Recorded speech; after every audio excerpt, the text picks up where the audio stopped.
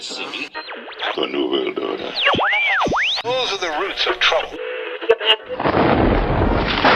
I imagine that right now you're feeling a bit like Alice, tumbling down the rabbit hole.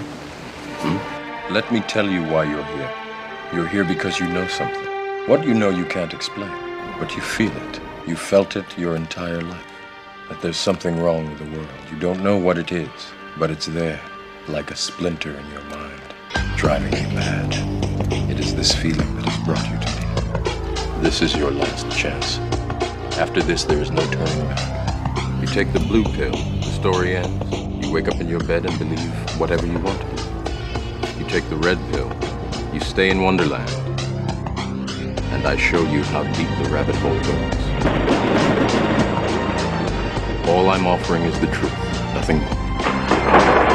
For we are opposed around the world by a monolithic and ruthless conspiracy that relies primarily on covert means for expanding its sphere of influence, on infiltration instead of invasion, on subversion instead of elections, on intimidation instead of free choice, on guerrillas by night instead of armies by day. It is a system which has conscripted vast human and material resources into the building of a tightly knit, highly efficient machine that combines military, diplomatic, intelligence, economic, scientific, and political operations. Its preparations are concealed, not published. Its mistakes are buried, not headlined. Its dissenters are silenced, not praised. No expenditure is questioned, no rumor is printed, no secret is revealed. But I am asking your help in the tremendous task of informing and alerting the American people. And now, welcome to another episode of Down the Rabbit Hole. Here's your host from federaljack.com. It's Popeye. Ladies and gentlemen, welcome to tonight's live edition of Down the Rabbit Hole. It is September 26th, 2012. It is the Wednesday edition. And tonight, for the first hour of the broadcast, I am joined by a fellow activist who many of you probably have never heard of, except maybe on YouTube. I know a lot of the listeners are people that I've picked up over the years through YouTube. You might be aware who my guest is. But if you don't, after tonight, you'll be very well aware. And I hope and I urge everybody in his area to seek him out. And we'll get into that in a few seconds. So without wasting any more time, I want to bring to the broadcast Glenn Z from We Are Change, New Jersey. Glenn, welcome to the broadcast.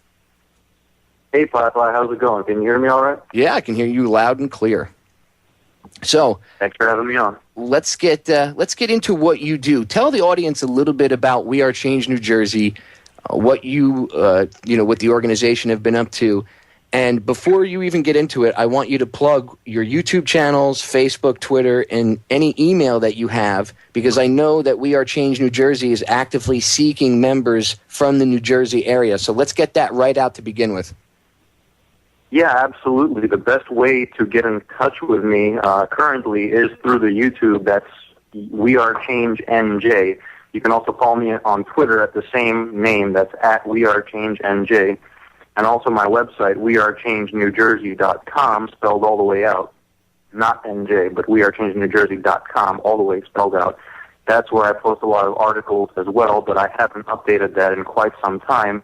So the best place to get in touch with me is via YouTube. You can also send me a line at my personal email, either at Glenn Z, that's GLENNZ, at wearechangenewjersey.com, or my other email, my personal email is Igloo Z, that's Igloo, IGLOOZ, at gmail.com. And I'm definitely, as you said, looking for help. I'm not the type of guy to ask for help. Usually, in any case, that's just my personality type. I always feel like I could do better, no matter what it is I'm doing. And usually I'm pretty independent-minded, but I can work in groups as well as solo. But I definitely need webmasters to help out with the website. Currently, my friend Miguel is doing the site. He also has his own website that he's running. That's truth-media.info, truthmedia.info, and that's a great website to check out as well. So he doesn't have time between We Are Change New Jersey and his own blog to really do all the work. So I definitely need webmasters I also need journalists who are out in the field who are comfortable with doing interviews and camera work. And pretty much any other skill that you've got to offer, you can send it my way, because New Jersey is literally the dictionary definition of corruption and in America. So if we can clean up New Jersey, we can definitely set up an example for the rest of the nation and perhaps the world. So We Are Change New Jersey is probably the best statewide organization to do that. It's kind of an umbrella organization that consists of many other groups that I'm a part of, such as the original group that I started back in 2006, Jersey City Citizens for 9/11 Truth. As well, I'm part of the Jersey City Peace Movement and a couple of other groups around here, kind of just a man of different hats. But recently I've been doing my own thing. You can also check out my radio show, which I did today, incidentally, every Wednesday, 6 to 7 p.m. Eastern Standard Time. I host the Glenn Z show. That's Glenn, the letter Z, show on Blog Talk Radio. And you can listen to the archives as well online. We're trying to get off of Blog Talk, actually. So I'm partnering up with a bunch of different people around my area trying to amplify the activism that I've been involved with since, like I said, about 2006, which is when I first started taking group action, when I really woke up to 9/11. I mean, I woke up to 9/11 on the day itself, so I was aware as an individual for the past 11 years.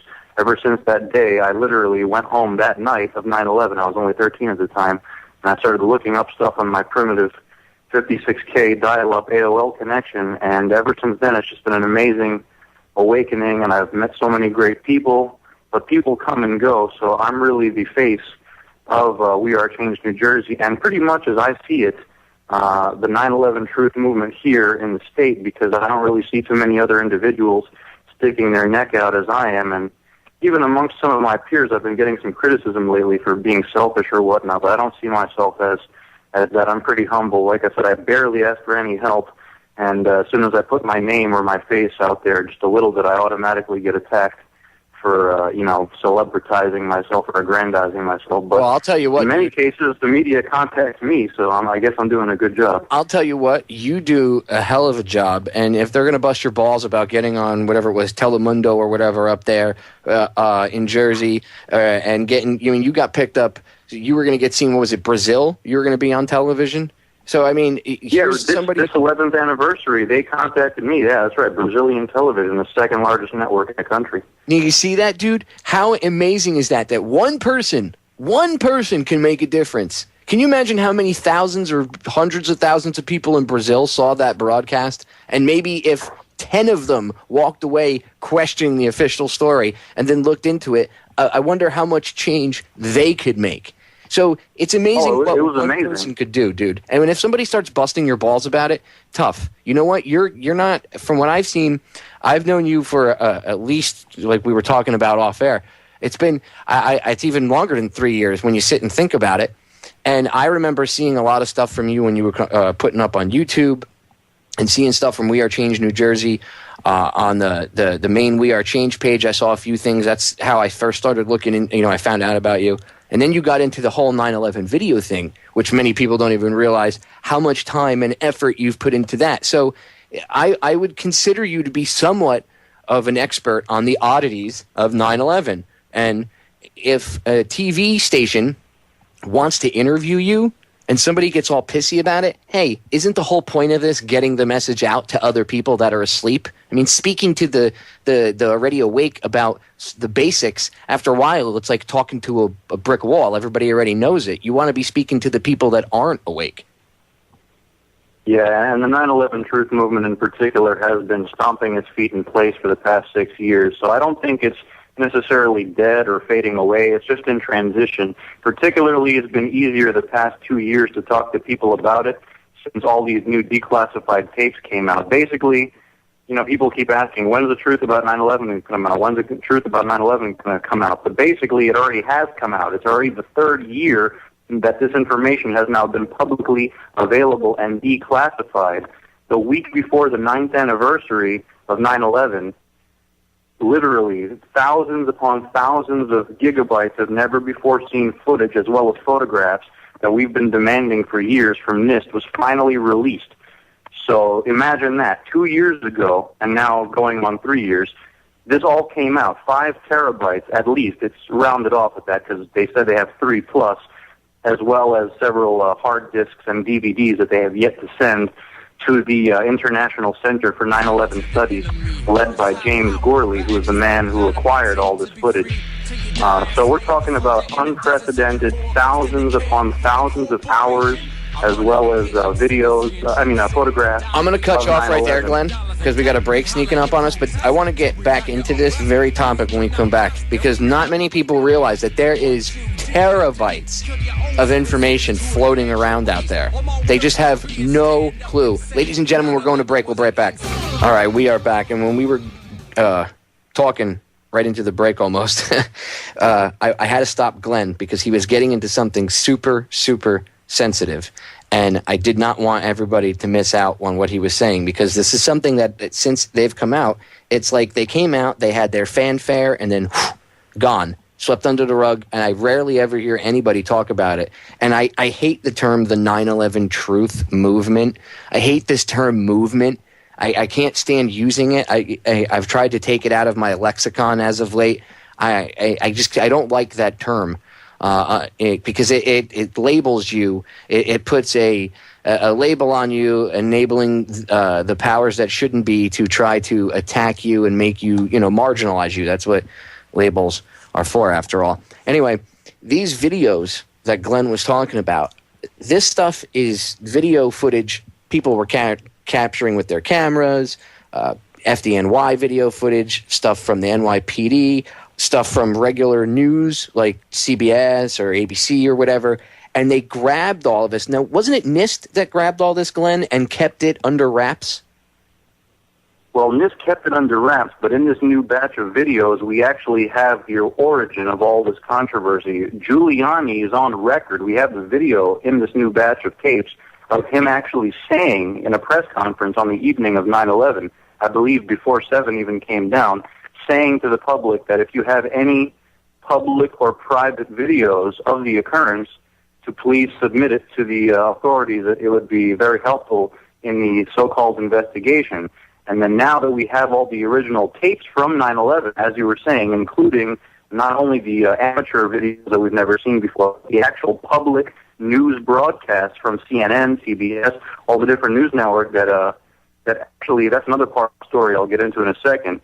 Now that we have these tapes, it's clear why they didn't want to get any of this out, because that's how they literally got away with 9/11. People say, oh, this is so big, you couldn't keep something like this a secret. Well, guess what? They did successfully cover up 9/11 for 9, 10, and now 11 years. So isn't it funny how the truth is coming out between the 9th and the 11th anniversaries?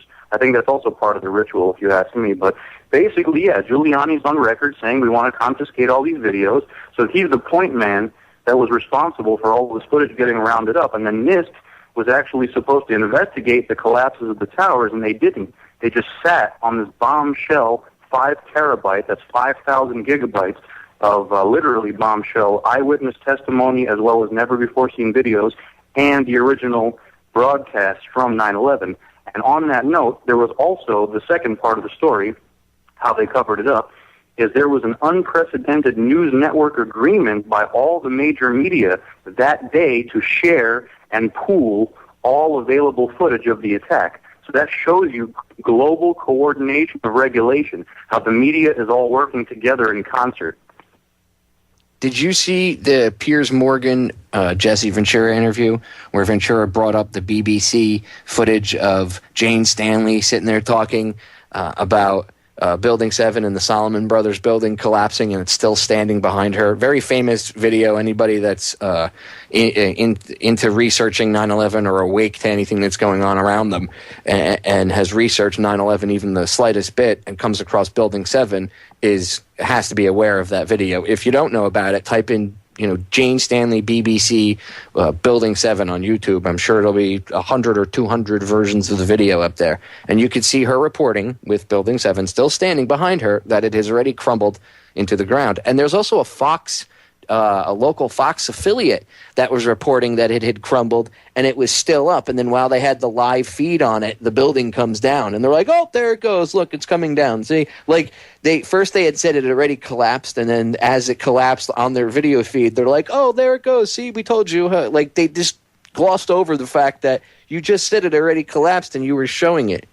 You know, they acted like almost like they were watching a replay of it and it was a live feed.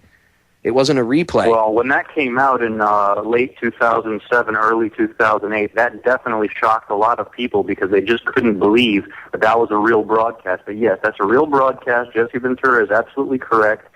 And that's unfortunately not the most shocking footage. I actually have the clip, Popeye. You can go on my We Are Change NJ YouTube channel right now and type it in.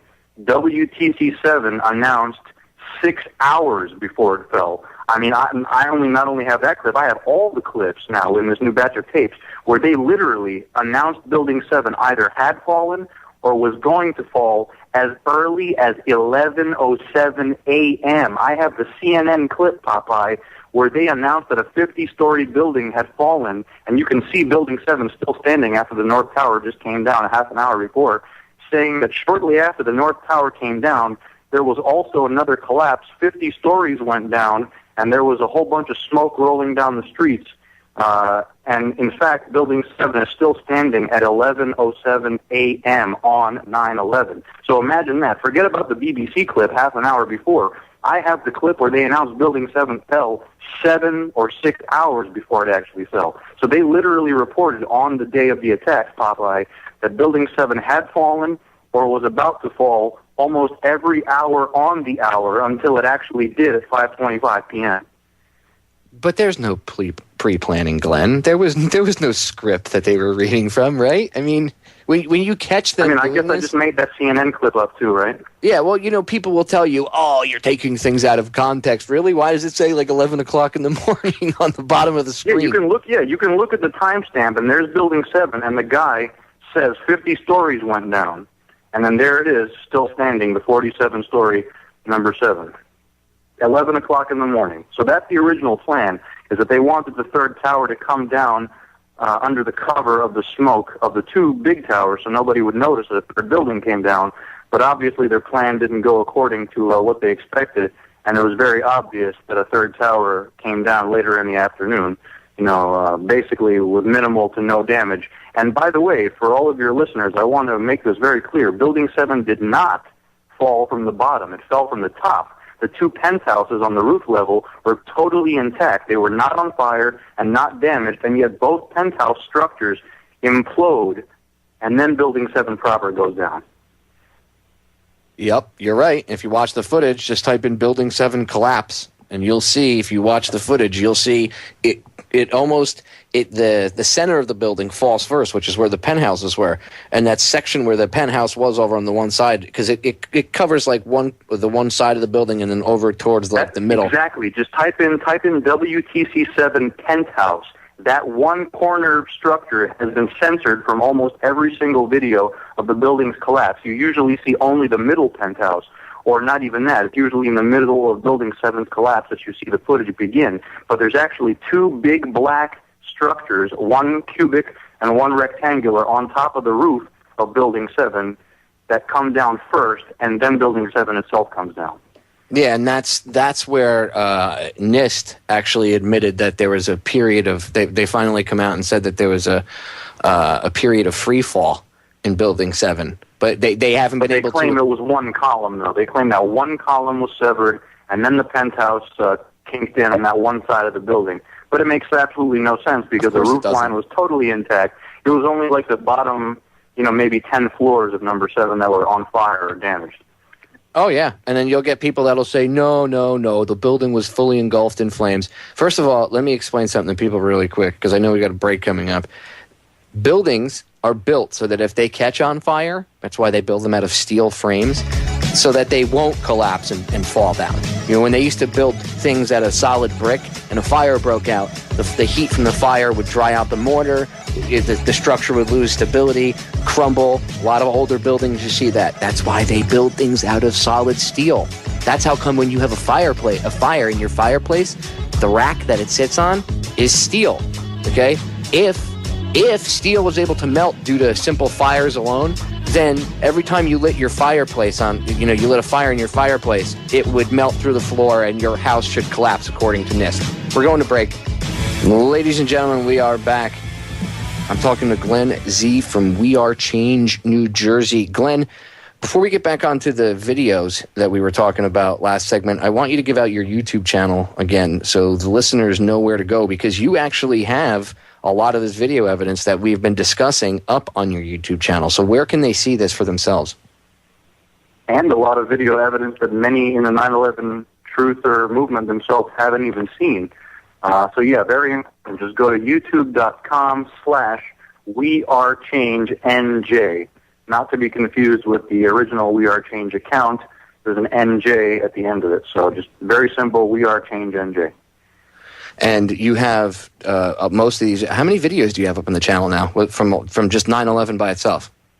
I mean, I had more. I deleted some that either didn't get enough views or were redundant, or I'd used them elsewhere. I probably had close to 3,000 at one point. I'm almost back up to 2,000, like 1,800, something like that, maybe. And that's like the meat and potatoes of what was in there, so that you found so far?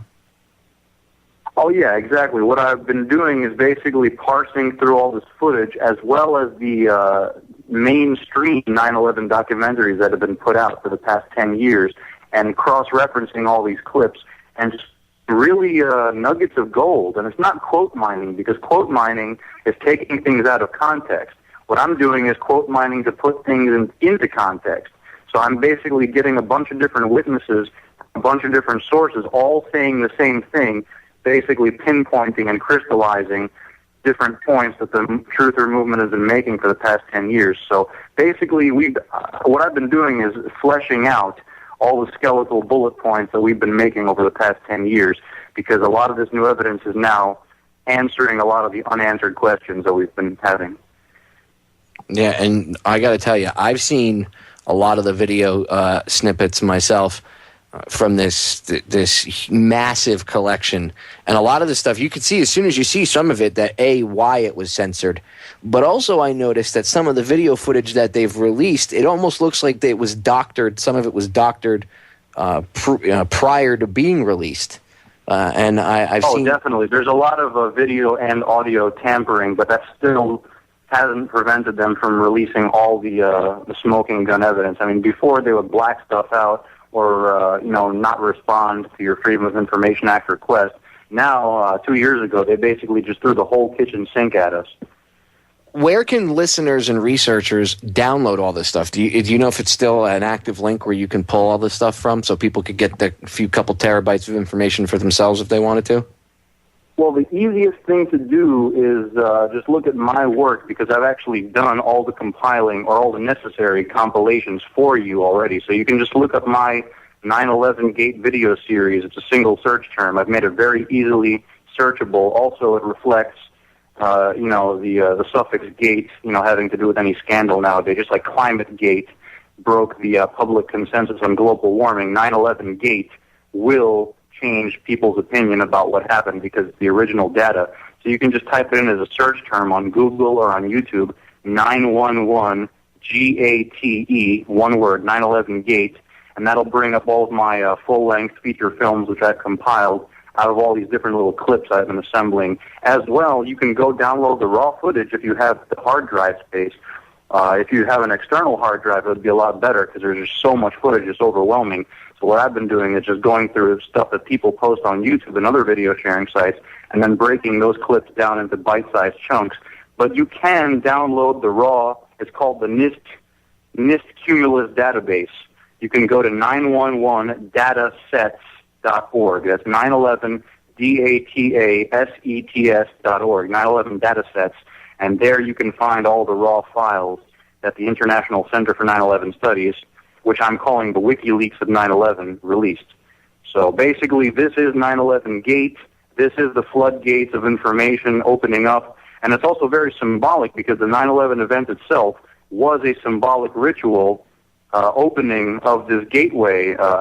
In the sense that the perpetrators, the real perpetrators, think that they're doing us a favor by carrying out this attack.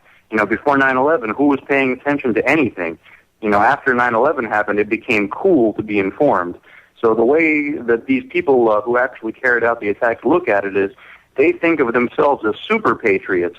They think they're doing us a favor by carrying out this milestone in humanity's collective history. Yeah, these people are definitely sick in the head, like the authors of the PNAC document and other things.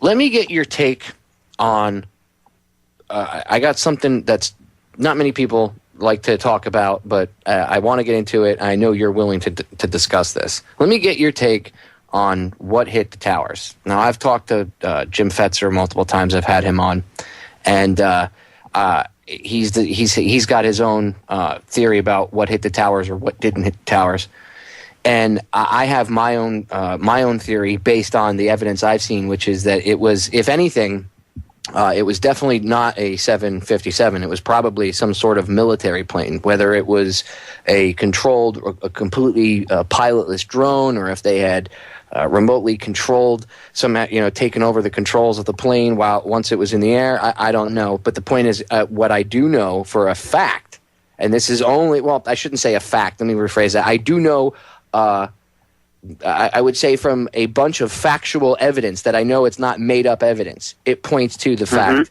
that this was a military plane. And that comes from some of the video footage that's come out where you see people saying, oh, it's a military plane. And then the FDNY, you've seen it, the video clip that I put up. The FDNY actually released, there's at least 4 or 5 hours of constant audio from that morning out online. If you go to YouTube channel Conspiracy Scope, just check him out. He put up, it's like 4.5 hours of NYPD, FDNY transmissions. And you'll hear the NYPD back and forth, but it's mainly FDNY. And you hear in there Marine 6 calling headquarters and saying, hey, the second plane was a dark, green military-style aircraft. And people can tell me all they want, oh, that's fake, or that the fireman didn't mean that, and he changed his story later on. First of all, if he changed his story later on, that was probably due to pressure, because a lot of the firefighters were told, don't open your mouth, don't say anything. I mean, New York City recorded these testimonies, these audio testimonies of them, and that stuff was kept secret until there were lawsuits filed because that's supposed to be free and open. And what happened when you first heard the audio testimony from the firefighters that day? The word explosion kept coming out. I know that's what I mean. You could hear them talking about it. Yeah, this is out there. Just go on YouTube, people. Google FDNY 9/11 testimonies, and the audio will come out. You'll hear them talking about bombs going off, explosions. Wasn't the video footage that you and I were discussing? Didn't that come out with this whole release of the terabyte stuff, where the one firefighter is talking about it was he saw a dark plane hit, and then there's video footage. It's pretty famous now, at least to the people that pay attention to the alternative media, where they're wiping the dust off their faces, and the one firefighter's like, "There's probably bombs in all of these buildings, and none of these buildings are safe." All that came out in that terabyte release, right?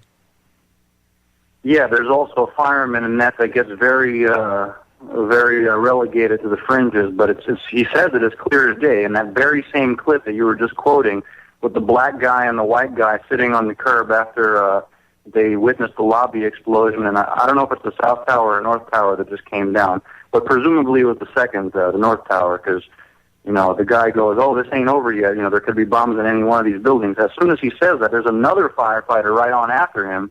That even on the Alex Jones show, when Alex Jones played this clip, he neglected to mention that the fireman clearly says, as clear as day, and you can go play this a million times, and I actually got kicked off of truthaction.org and 9/11 Blogger for talking about this, because they kept saying, oh, you keep harping on the fact that it was a black plane or a military plane. Well, there's no evidence for that. We know that there was passengers, and, you're being disrespectful and all this other stuff. But basically, the fireman says it in that video that he saw a black plane hit the South Tower, and there's a whole bunch of other witnesses that came out in this new batch of videos saying the exact same thing, that it was a black plane or a dark grayish silver type fuselage with no markings or no windows on the side, which suggests to me that this was right out of Operation Northwoods. It was a military drone aircraft painted up to look like a commercial airliner, not the standard typical drone, cruise missile type Predator drone that we're used to seeing on the news nowadays. But basically,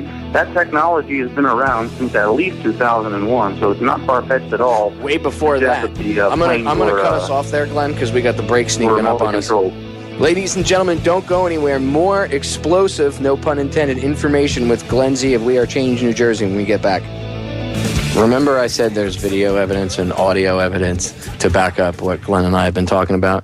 First, I'll play you. I've played this before, but I'll play it again right now. First, it's the audio. Now, of course, as I've said, it's a clip I rendered, so there's a little bit of a music beat behind it, but it's subtle enough that it's not going to be in the way. But the audio is nice and clear, and it's played three times on here.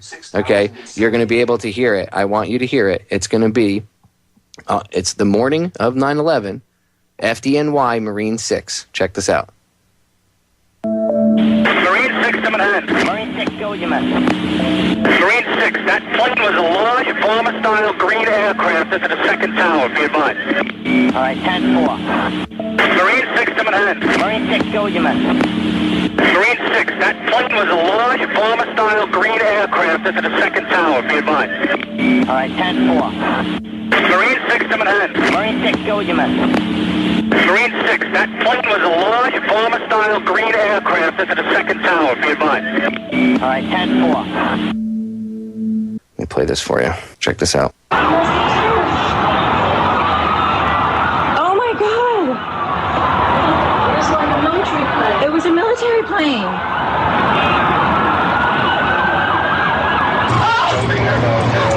That was not American Airlines. That was not American Airlines. That was not American Airlines. Other side and crashed right in. An explosion was so terrific it looked like it had dynamite in it.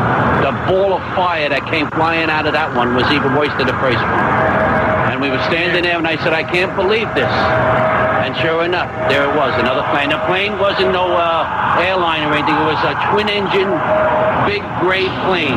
Mark Bernbach, a Fox employee, is on the phone with us. Mark witnessed this from what we understand. Mark, were you close enough to be able to see any markings on the airplane? Hi, gentlemen. How you doing? Yeah, there was definitely a blue logo. It was like a circular logo on the front of the plane, definitely towards the front. It definitely did not look like a commercial plane. I didn't see any windows on the sides, and definitely very low. And I'm completely panicked. You're freaking out. I cannot believe what I just saw. We are all shaken by this. We are watching the video now back live, but the upper floors of the World Trade Center in Manhattan in flames now after apparently two large airplanes. We're talking about jetliners here, slammed into the sides right around 9 o'clock this morning. Mark, if what you say is true, those could be cargo planes or something like that. You said you didn't see any windows in the side? I didn't see any windows in the sides. I saw the plane flying low. I was probably like a block away from the subway in Brooklyn, and that plane came down very low.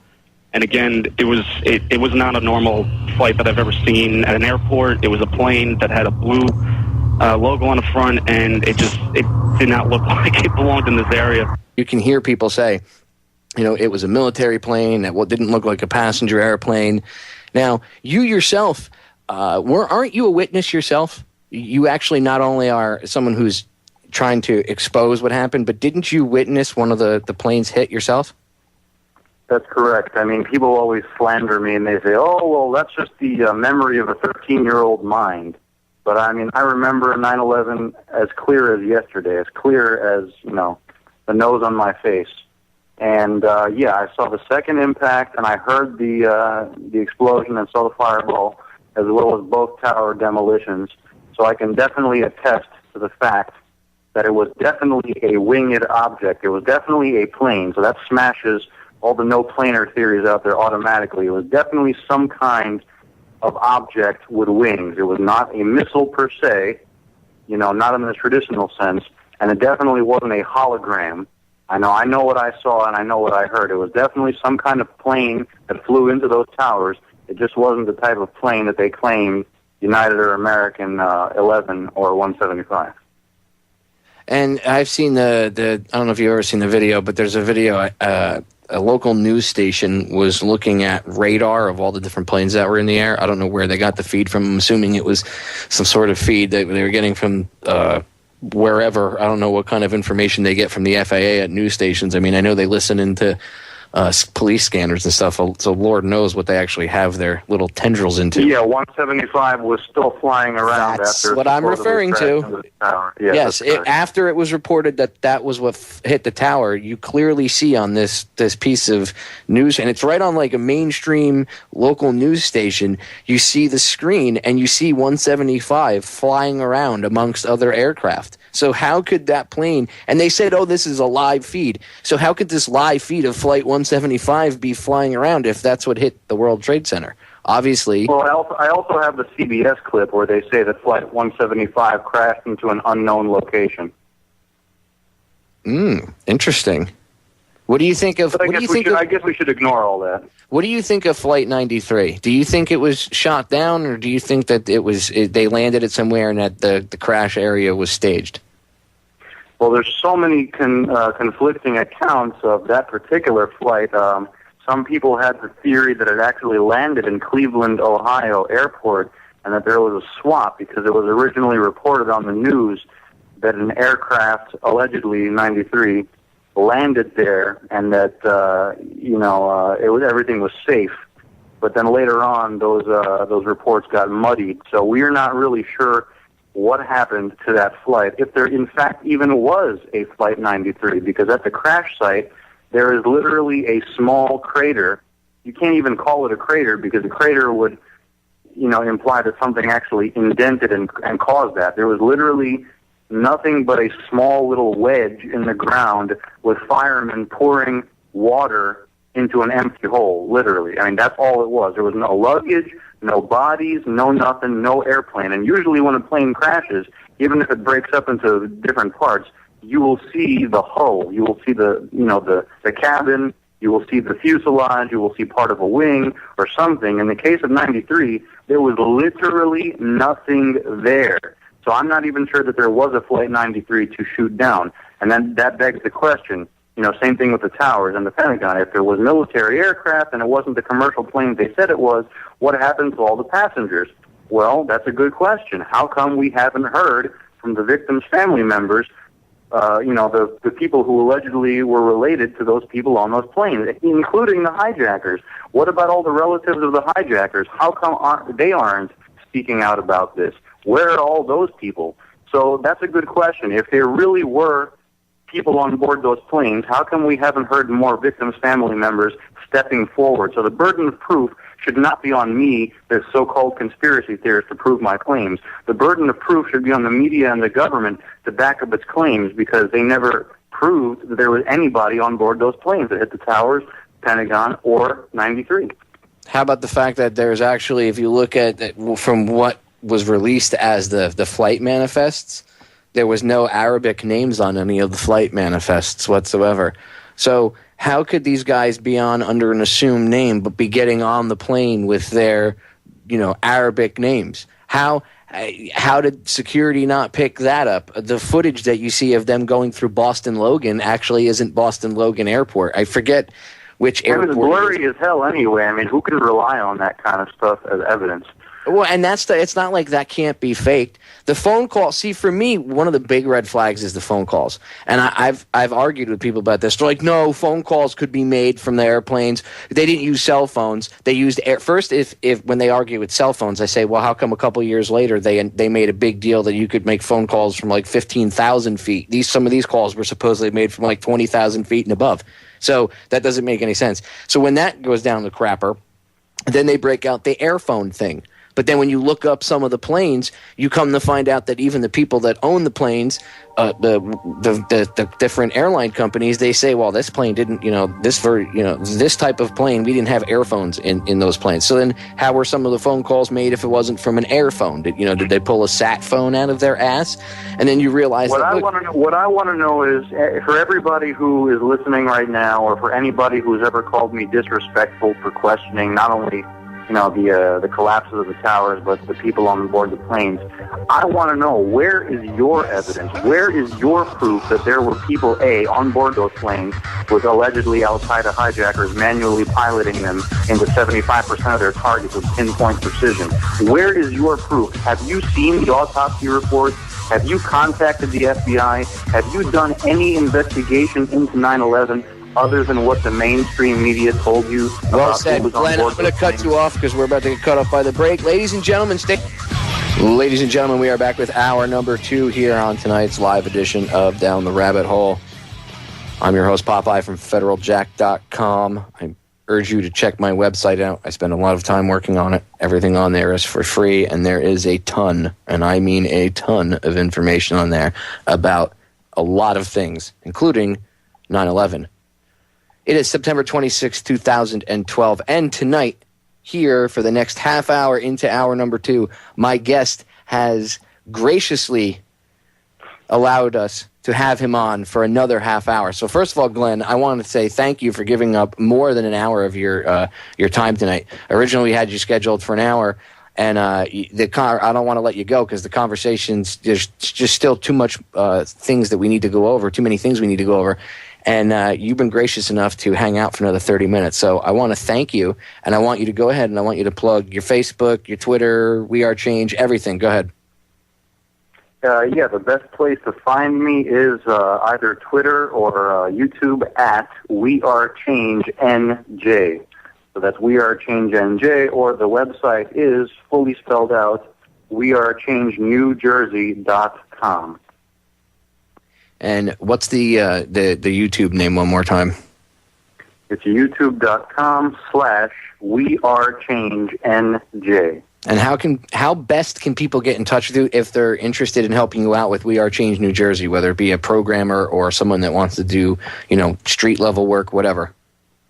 Just send me a message on YouTube. That's probably the best way. That's a lot of way people contact me. I've had a bunch of people the past couple of weeks actually from New Jersey say they saw one of my videos or they heard me on an interview somewhere, and so they sent me a message through there. So if you can't find me on Facebook or on Twitter, definitely send me a line on YouTube, or you can just email me at my personal email. That's iglooz@gmail.com. That's igloo with a Z, @gmail.com. Now, during the break, you were telling me an interesting story about how you'd been approached. I want to cover that quick, and then we can get into the occult aspects of 9/11, because I know you've heard my broadcast with Mark Passio before, and I want to get your take on the occult aspects of it. But what was? Go ahead and tell the audience what you told me during the break about when you were approached. Well, since you have such a large listening audience, I won't hesitate to give you the full details. One Ehab Bayoumi, that's his name, contacted me, whose uncle, Omar al-Bayoumi, was allegedly one of the government informants who was shepherding some of these hijackers on 9/11, contacted me a few years ago posing as both a 9/11 truth activist and a high school/college football recruiter. And he actually said after a street action one day, I'm just going to get right to the chase. Basically, I'm an agent who works for Homeland Security, and I'm also a double, triple agent who directly and indirectly works for other governments, but I can't tell you any of that unless you agree to confidentiality, and I will let you in on more information on a need-to-know basis. That's basically what this individual told me. And at first I was stunned, I was dumbfounded because I was 20 at the time. This was 4 years ago. I couldn't believe my ears, and I thought, hey, maybe I should actually join the government. And this individual told me that first you will be spying on your friends and your family for Homeland Security, for DHS. He specifically said he wanted me to work for Homeland Security. And, I'll basically be spying on my friends and family, and then I'll work my way up to busting drug dealers, weapons dealers, and all types of other things for small cash sums, eventually working my way up to be some sort of a kingpin in the intelligence community. But of course, knowing what I know, I knew that was all pipe dreams. Even though I was young and naive, I still had common sense about me enough to realize that this is all propaganda just music to my ears, basically. Nobody hands you the key to the city overnight. Basically I was being lulled into this false sense of security. They always wrap it in the flag. These agents are basically hired as case officers to recruit particular activists or individuals that pose a threat. And now, under the Obama administration, there's no need to even target individuals like myself because Obama has made government cool again. So they don't even need to spy on people like this individual did a few years ago. They just need to basically tell people that it's cool to join the Army or it's cool to join the intelligence community, when we know that as soon as you do that, you lose all of your integrity and you become compromised. Now, two questions. A, do you think this was real? And B, if it was real, do you think what the guy was telling you was he was blowing smoke up your ass? Basically, he wanted to get you so that you could start to rat on your quote-unquote activist friends. Mm-hmm. Is that your take on it? Do you think A, it was real, and B, if it was real, that was the goal? Well, I mean, he introduced himself through an individual that I knew that I trust, my buddy Frank from New Jersey. But no, the guy was basically a nut, and who knows who he really worked for. And did you ever get the feeling that you were I know you said that you've been watched or screwed with. Do you ever get the feeling that you've actually hit the nail on the head? And if you get that feeling, what do you think you touched a nerve with? The 9/11 Gate series? Well, I don't know. I mean, this particular individual told me the reason I want to recruit you is because you're so very well spoken. You speak a number of languages. You're already familiar with, government subterfuge and all these terms like psyops and psy wars and all this other stuff. So that's why he wanted to recruit me. But no, I mean, at the time, I wasn't even doing the 9/11 Gate thing because the videos hadn't been released yet. So this was basically just for the fact that I was a true believer, actually sticking to my guns, and not one of these celebritard truthers who just goes out for fame or for fortune. I'm actually trying to get to the bottom of what happened. So, I mean, for lack of a better phrase, I want to be the guy that solves the puzzle of 9/11. Gotcha. Let's look into the occult aspect of it, because I know that you've heard my broadcast with Mark Passio, and you actually have a pretty good understanding of the occult. And when you heard the broadcast, what did you think? Like, did it resonate with you? Did you say, yeah, from what I've seen, and what I've gathered from my own research, that it was an occult ritual? Oh, I thought it was spot on. It was absolutely spot on, and I couldn't believe how timely your broadcast was because, I had a hard time believing any of this stuff, too, when I first got into it. But the more you look at it, the more you realize that that's exactly what took place. I mean, this had to have been set up for decades, if not, a century. Some people believe millennia, thousands of years. I don't know if it goes back that far. But we know for sure that if you look at the symbolism of the event, it has everything to do with a ritualistic sacrifice and not just a government-sponsored terror attack. That's just the cover story. So even the inside job, it's beyond that. It's a giant, dramatic ritual to overthrow logic and reason as we know it and to transform society dramatically. And they've done so in the past 10 years.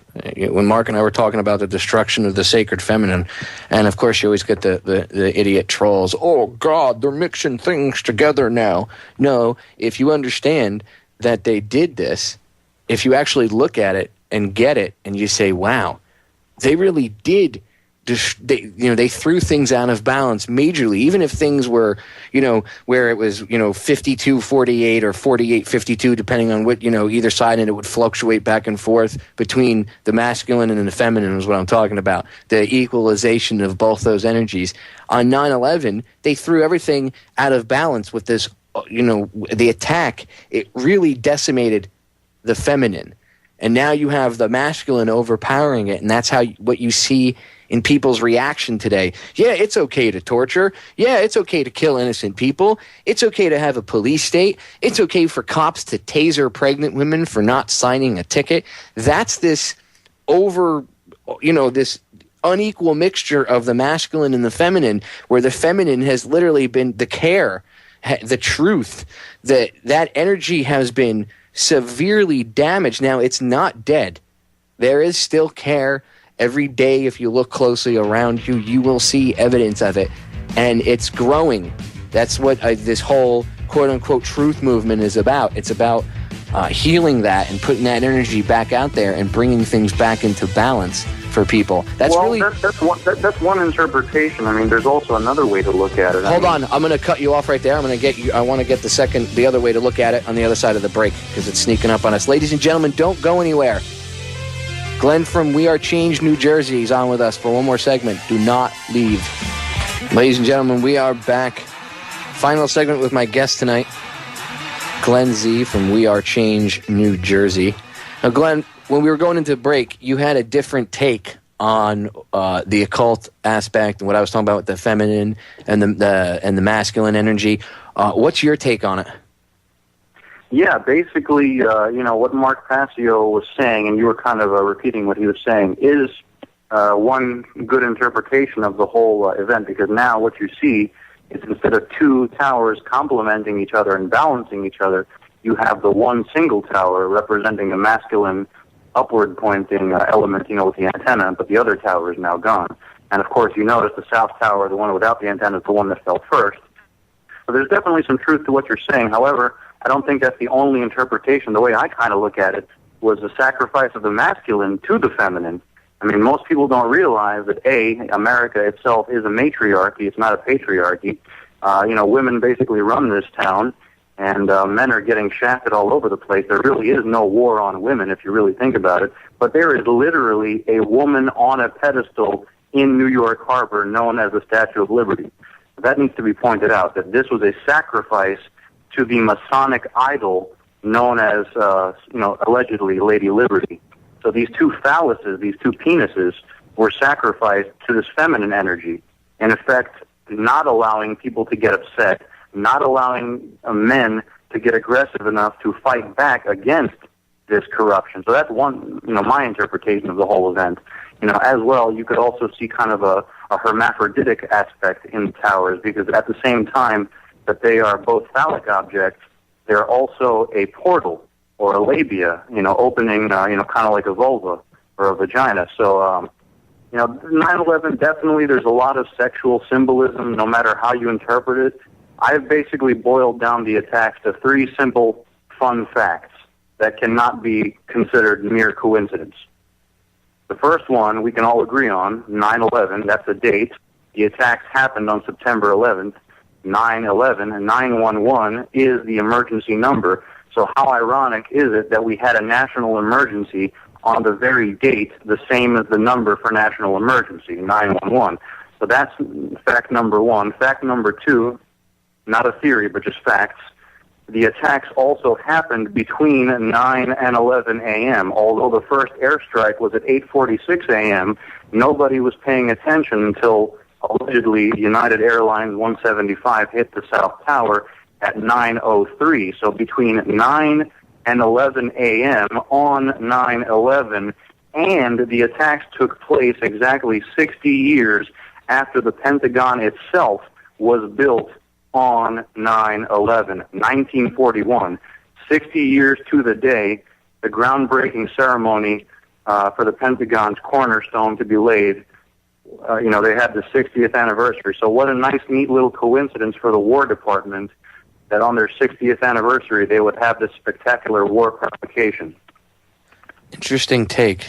Very interesting take on it. And again, ladies and gentlemen, I urge you not to discount anything that you hear at all. Sit back and do the research. If it comes out that Glenn is wrong, or I'm wrong, or Mark Passio is wrong, or whoever's wrong, and the government's official story is what happened, yeah, okay, good luck with that, by the way, because that's not what you're going to find. But, yeah, if that's what we'll hypothetically say happened, then you'd have to deal with it. I don't want you to let us lead you down a certain path. I want the evidence to show you, and the evidence to lead you, which it will, because once you start to research it, and you have to look at the occult aspect of it. Occult just means hidden. You have to look at the hidden aspects of it. What kind of symbolism? Was there a big, massive cremation of care ceremony going on? I mean, you have to at least look into this. And when I say you have to, it's because whether or not you believe in it is irrelevant. These scumbags that are in control of things, the controllers, they do. Well, whatever they did, it certainly worked because we were all put into a trance on that day, and now the spell is wearing off only 10, 11 years later. So whatever they believe, it's certainly working for them. I agree, and they believe it has power, so we must understand what they believe in order to at least have a chance at defeating them, or however you want to put it. Because if you don't even know the game that's being played, you don't stand a chance to win. If you don't know the rules of the game, you're never going to win. It doesn't matter if you don't see the unseen, there's no point to anything, because anybody can point out the fact that those were obviously controlled demolitions. How many people can point out the significance of why the event happened? So no matter who you think was responsible, whether it's Al-Qaeda and Osama bin Laden or the U.S. government or whoever you think was behind it, the more important question to ask is not who or how, but why. Why would anyone in the world want to carry out 9/11 is the question. Well, it's like Mark Passio and I have said hundreds of times, causality. The why of things is really where the answers lie. We understand the what, now we have to understand the why, and that'll enable us to get into the next step, which is the solution. And we only got a few minutes left. Glenn, what are your solutions? Like, what ideas have you got to start changing things and making things right again somewhat? Well, first of all, to answer the previous statement, the why is really pretty obvious. I mean, it's not just one reason, it's a cocktail of reasons. To scare the public into submission, to start an international war on terror, to attack the economy, to create a police state domestically, a whole bunch of reasons. But what it really boils down to is one simple fact. I mean, like I said, 9/11, that's what woke me up. When I first heard the attacks being referred to as 9/11, because for a number of years they were referred to as the September 11th attacks. When I first heard 9/11, that's when I really woke up. I was like, wait a minute. Isn't 911 the emergency number? Isn't that kind of weird that we had a 911 on 911? So I think in terms of solutions, it's very important to expose the symbolism behind the whole event as well as the physical evidence. But what physically happened isn't that impressive. What's more impressive is the psychological fallout from the attacks. So first we need to distance ourselves from the emotions and think critically and rationally about what actually happened. And then we can actually, using this new declassified evidence, the forensic evidence that's now come out and it's in our hands, we don't even need architects and engineers for 9/11 truth at this point because we have the original data. We can actually take these bastards to court and say, look, you covered this up for years and years and years, and you said there were no explosions. How come in some of these new videotapes we have videos that were censored simply for people saying the word explosion, not even showing the towers coming down or, bombs going off? These videos were kept secret simply for people saying the word bomb. So that's number one most important thing. Is first, let's get the story straight. Let's understand what really happened, why it happened, who did it, and it's not Al-Qaeda and Osama bin Laden. And even if you think the official story is true, even according to the official story, the hijackers were government agents trained at the U.S.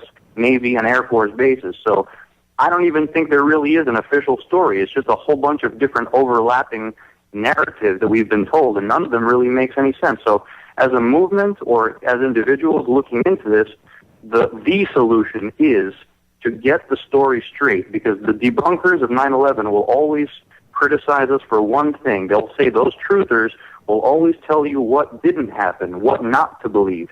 They'll debunk the official account, but they'll never actually tell you what did happen on September 11, 2001. So it's our job. And it's not our job to explain everything because we don't have all the evidence. It just came out a couple of years ago. So we didn't have 11 years to explain everything as these debunkers claim. We only had 2 or 3 years in the past couple of years when this all came out. So we need to really get the story straight first, and then we can talk about prosecuting these people and having 9/11 justice. So first, let's agree on a coherent theory or a coherent narrative that explains every aspect of the attacks, including the foreknowledge, the programming, the symbolism, the ritualism, as well as the physical attacks themselves, and then we can have some discussion of a Nuremberg trial or what have you for the actual perpetrators. Now, I'll be satisfied. Glenn, I got to cut you off because we're out of time. Yeah. Well said. Very powerful. Give your YouTube channel one more time real quick. Just check out the Glenn Z Show or We Are Change NJ on YouTube. Thank you so much. Ladies and gentlemen, we are back. Glad I got a chance to have Glenn on for an extra half hour. I always like to showcase other activists and shine a spotlight on other people, because people need to know that there are a lot of other people out there that are awake. I know sometimes people feel alone and they feel isolated in this fight, but there's a lot more of us out there than we would think. All right, I got to jam the last two segments here. I'm going to jam filled with some audio that I have for you. And I know this is going to trip the copyright on YouTube. YouTube can kiss my ass. First, I want to play something. I got a treat for you. I'm gonna play in a few minutes, but and I consider it's hard to find the original in really good quality. But I'm going to play the whole thing. It's President Eisenhower's his speech when he gave when he was getting out of office. And when you hear what he has to say, it fits right into what's going on today. But I'm sure you've all heard, if most of you listen to Joe Joseph's show, if not all of you listen to Joe Joseph's show. Joe's like my brother. So if you don't listen to his show, you should tune in. He's on Tuesdays, Thursdays, and on Sundays right after I am. And on Tuesdays and Thursdays, he's on in this time slot. So just, you tune in for me, tune in for Joe or Pola's Archives. He does an awesome, awesome show. Anyway, yesterday he was going off about this lobbyist, this pro-Israeli lobbyist for the Institute for Near East Policy, or the Washington Institute for Near East Policy. And he was talking about pretty much that it's going to require false flag operations for the U.S. to get involved with the fight against Iran for Israel, and that they should pretty much just do it and get it over with. I'm going to play this for you really quick. I want to play something about the USS Enterprise, and then I want to play Eisenhower's farewell speech. Now, I was going to spread it out over the hour, but I decided to kind of cram it into the last two segments here so I could have Glenn stay longer. So I'm going to have to play this stuff pretty much back to back. So here we go. I frankly think that crisis initiation is really tough. And it's very hard for me to see how the United States president can get us to war with Iran. Which leads me to conclude that if, in fact, compromise is not coming, that the traditional way of America gets to war is what would be best for U.S. interests. Some people might think that Mr. Roosevelt wanted to get us into World War II, as David mentioned. You may recall we had to wait for Pearl Harbor. Some people might think Mr. Wilson wanted to get us into World War I. You may recall he had to wait for the Lusitania episode. Some people might think that Mr. Johnson wanted to send troops to Vietnam. You may recall he had to wait for the Gulf of Tonkin episode. We didn't go to war with Spain until the until the Maine exploded. And may I point out that Mr. Lincoln did not feel he could call out the Federal Army until Fort Sumter was attacked, which is why he ordered the commander at Fort Sumter to do exactly that thing which the South Carolinians had said would cause an attack. So if, in fact, the Iranians aren't going to compromise, it would be best if somebody else started the war. One can combine other means of pressure with sanctions. I mentioned that explosion on August 17th. We could step up the pressure. I mean, look, people, Iranian submarines periodically go down. Someday one of them might not come up. Who would know why? We can do a variety of things if we wish to increase the pressure. I'm not advocating that, but I'm just suggesting that this is not a either-or proposition. It's just sanctions has to succeed or other things. We are in the game of using covert means against the Iranians. We could get nastier at that. I'm going to just say what everybody's thinking because I don't care. This guy's a piece of shit. And he's talking about staging a false flag, whether attacking something here or attacking an Iranian. What he was talking about was attacking an Iranian sub, so that way Iran would retaliate. So that way it would look like Iran started the war. You, sir, are a Class A piece of shit. I don't care if someone says that's an ad hominem attack. I don't care. That's what you are. I'll say it because everybody's thinking it. And why are the cops not arresting this guy? That's terroristic threats. Now, as for a false flag, it's interesting that he brought up water, because there's the chance of a false flag attack against the Enterprise I'm not going to have time to play the clip and get the Eisenhower clip up for you. So I'm just going to I'm going to get the Eisenhower clip ready and play that for you. But basically, you can see it. You just type in on YouTube, USS Enterprise false flag attack. And there's a multitude of reasons, obviously, why an attack on the Enterprise would be beneficial. They're going to spend about $1 billion decommissioning that ship because of the reactor in it. So they're going to have to. They're going to spend a ton of money. It would be a lot easier just to take the thing out and then, as it's over in the Persian Gulf, because one of the biggest reasons is because it would be someone else's problem. We wouldn't have to deal with it, and then it would get the U.S. military pissed off. And let me tell you something: the U.S. Navy needs to step up. They attacked the Liberty and nobody did anything. You people need to go back and listen to my interview with Larry Weaver, one of the survivors. Go back in my archives and look from this year. It'll make you. I had grown men crying, special forces guys emailing me after they heard it, broke down in tears. Okay, it's time to step up and make amends for what they did. Here you go. Here's Eisenhower's farewell speech. Listen to what he says. Good evening, my fellow Americans. First, I should like to express my gratitude to the radio and television networks for the opportunities they have given me over the years to bring reports and messages to our nation. My special thanks go to them for the opportunity of addressing you this evening. 3 days from now, after half a century in the service of our country, I shall lay down the responsibilities of office as, in traditional and solemn ceremony, the authority of the presidency is vested in my successor. This evening, I come to you with a message of leave-taking and farewell, and to share a few final thoughts with you, my countrymen. Like every other citizen, I wish the new president and all who will labor with him Godspeed. I pray that the coming years will be blessed with peace and prosperity for all. Our people expect their president and the Congress to find essential agreement on issues of great moment, the wise resolution of which will better shape the future of the nation.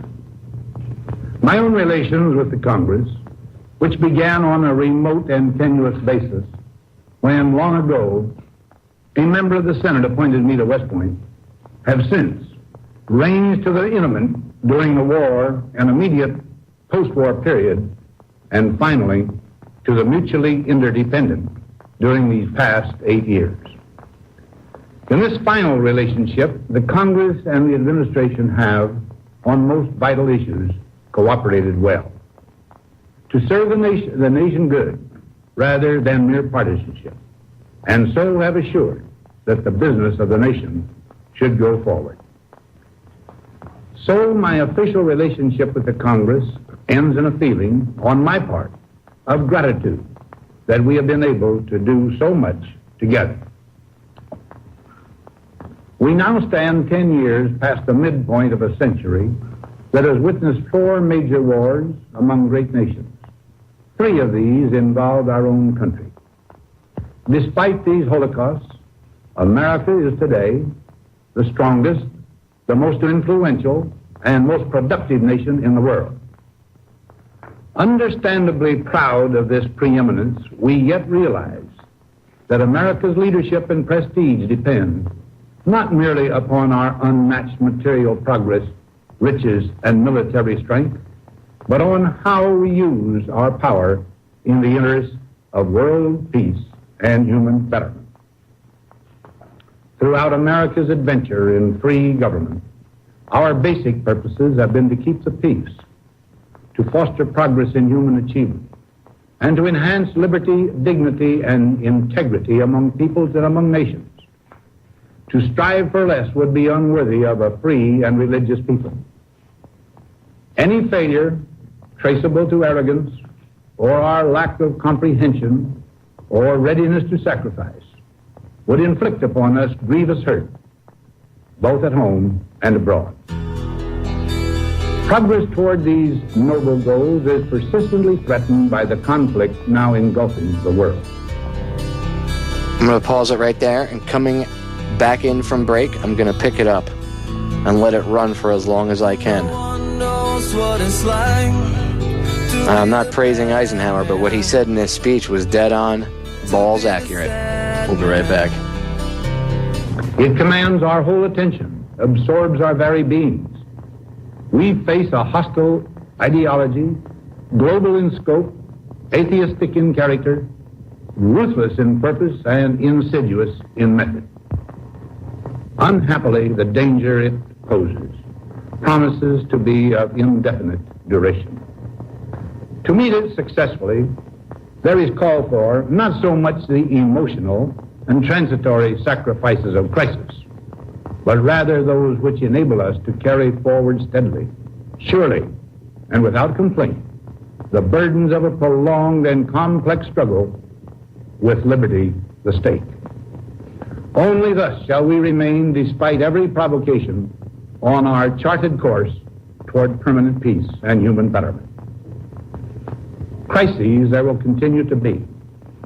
In meeting them, whether foreign or domestic, great or small, there is a recurring temptation to feel that some spectacular and costly action could become the miraculous solution to all current difficulties. A huge increase in newer elements of our defenses, development of unrealistic programs to cure every ill in agriculture, a dramatic expansion in basic and applied research. These and many other possibilities, each possibly promising itself, may be suggested as the only way to the road we wish to travel. But each proposal must be weighed in the light of a broader consideration, the need to maintain balance in and among national programs. Balance between the private and the public economy. Balance between the cost and hoped-for advantages. Balance between the clearly necessary and the comfortably desirable. Balance between our essential requirements as a nation and the duties imposed by the nation upon the individual. Balance between actions of the moment and the national welfare of the future. Good judgment seeks balance in progress. Lack of it eventually finds imbalance and frustration. The record of many decades stands as proof that our people and their government have, in the main, understood these truths and have responded to them well in the face of threat and stress. But threats, new in kind or degree, constantly arise. Of these I mention two only. A vital element in keeping the peace is our military establishment. Our arms must be mighty, ready for instant action, so that no potential aggressor may be tempted to risk his own destruction. Our military organization today bears little relation to that known of any of my predecessors in peacetime, or indeed by the fighting men of World War II or Korea. Until the latest of our world conflicts, the United States had no armaments industry. American makers of plowshares could, with time and as required, make swords as well. But we can no longer risk emergency improvisation of national defense. We have been compelled to create a permanent armaments industry of vast proportions. Added to this, 3.5 million men and women are directly engaged in the defense establishment. We annually spend on military security alone more than the net income of all United States corporations. Now, this conjunction of an immense military establishment and a large arms industry is new in the American experience.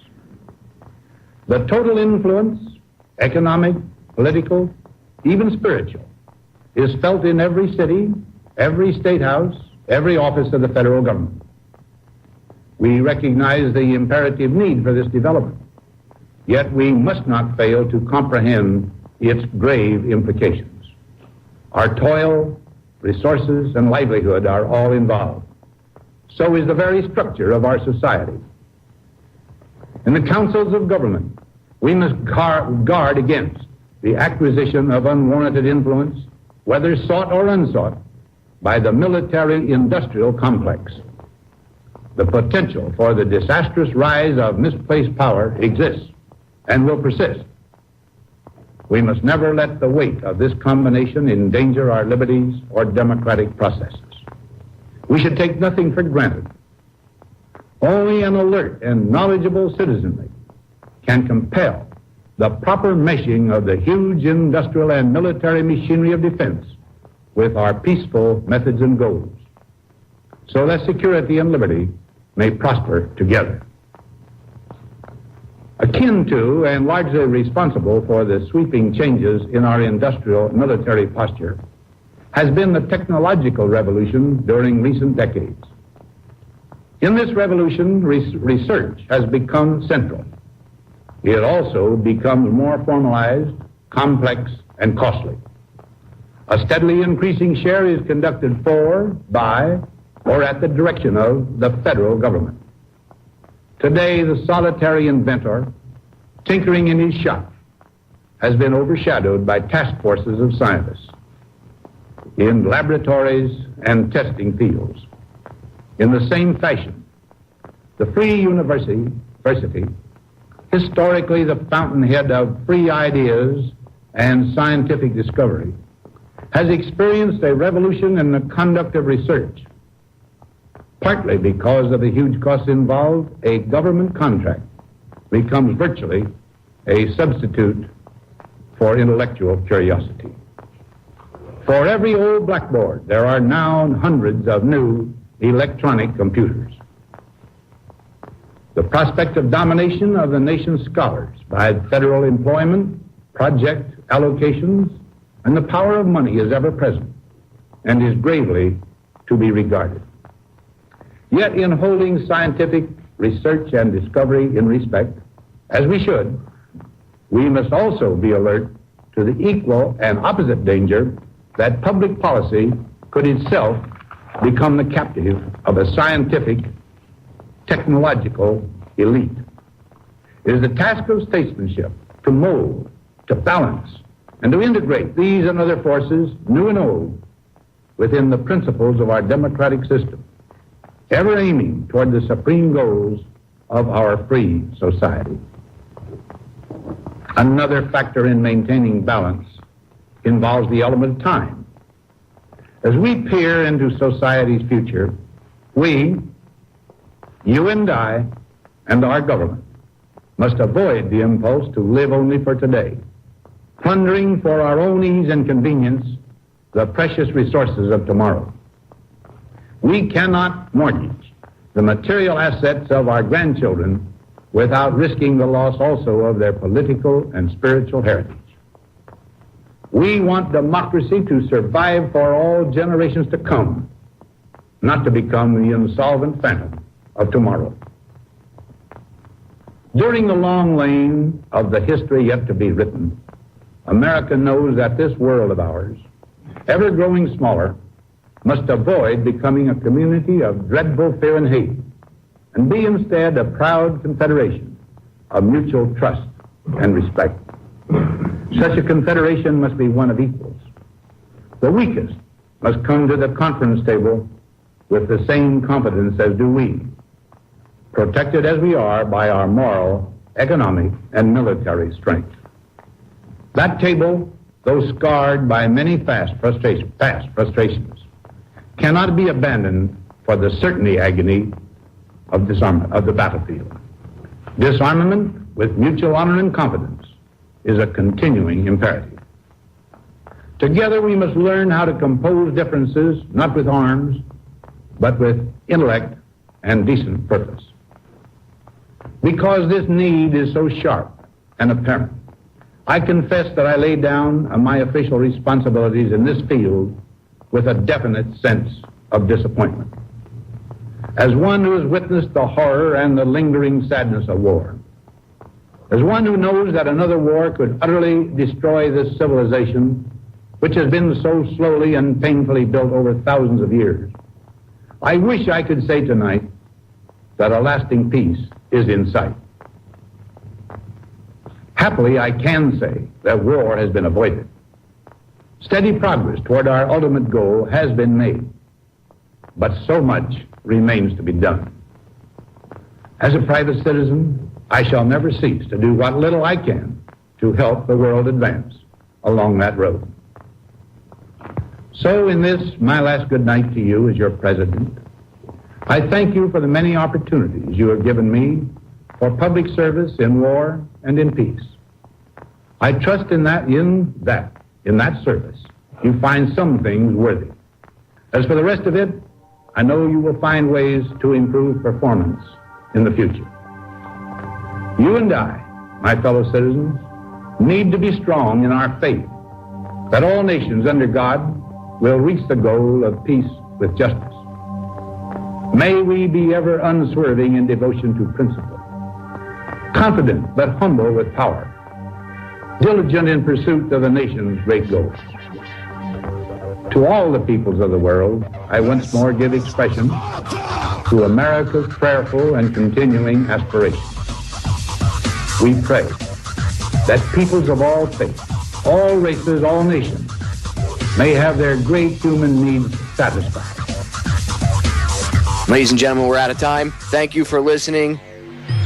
His words were pretty on point.